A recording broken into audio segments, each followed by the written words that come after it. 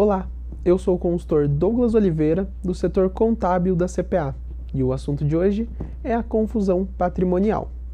A confusão patrimonial é a mistura entre o patrimônio do sócio e o patrimônio da empresa da qual ele é sócio, ou seja, vamos ter a mistura entre a pessoa física sócio e a pessoa jurídica empresa, que muitas vezes não acontece de maneira muito clara.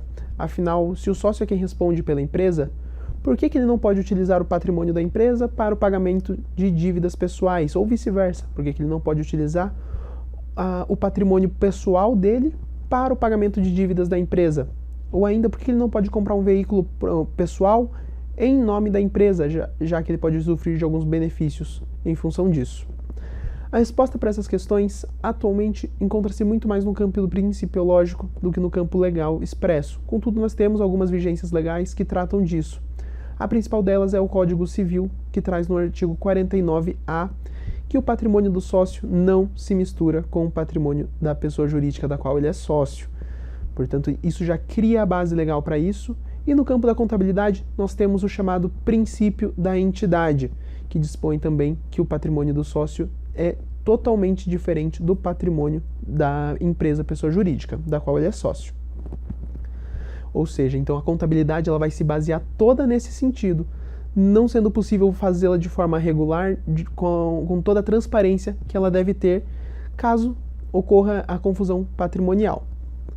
Com isso, nós podemos verificar a presença da confusão patrimonial em diversas operações que são corriqueiras para a empresa. O próprio pagamento, a própria transferência de valores para o sócio pela empresa, nós já temos uma operação que a empresa faz sempre, né? Ou transferência oposta, né? O sócio transferindo valor para a empresa. Nós temos que tomar sempre muito cuidado com essas transferências.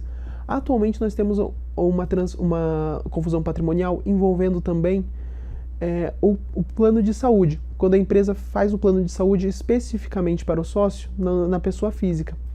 Nesse caso, nós vamos ter a confusão patrimonial, visto que é o sócio quem deveria ser responsável pelo plano de saúde, ele só contrata em nome da empresa em função dos valores serem reduzidos em troca dos benefícios.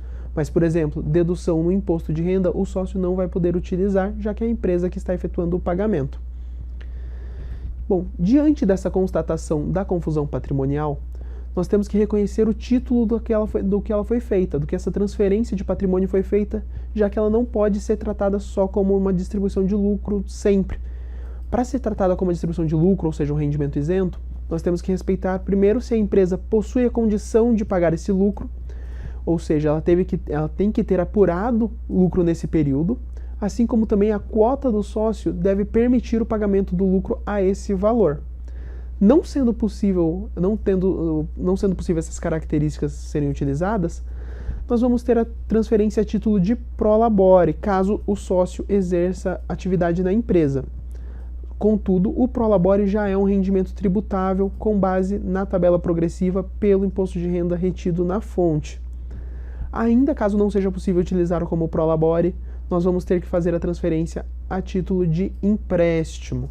E aí, nesse caso, nós vamos ter uma tributação já maior, porque além do IRRF, com base na tabela específica para o mútuo, nós vamos ter também a necessidade do contrato, dizendo o empréstimo, e nós vamos ter a necessidade do IOF sobre essa operação. Além disso, também é importante ressaltar que qualquer operação que seja efetuada entre o sócio e a empresa, ela deve ser efetuada a título a valor de mercado. Por quê? Porque se não for feita a valor de mercado, pode haver a constatação da distribuição disfarçada de lucros, aí incorrendo também em maior tributação, incorrendo também em mais onerosidade sobre essa operação. Dentre essas consequências, então, nós vamos ter, além também da irregularidade da contabilidade, né? A contabilidade, se ela não for feita de forma regular, não vai ter toda a transparência que deve ter, e pode acarretar em prejuízo em negócios que ela vai fechar com outras empresas, quando elas analisarem a contabilidade. Quando elas verem que ali ocorreu a confusão patrimonial, nós vamos constatar que não teve toda a transparência necessária. Outra característica para o sócio muito importante é a desconsideração da personalidade jurídica, que pode ser acarretada em caso de dissídio judicial, que a partir daí o patrimônio do sócio vai responder pelas dívidas da pessoa jurídica, já que houve essa confusão patrimonial, certo? Por hoje é só, muito obrigado e até a próxima!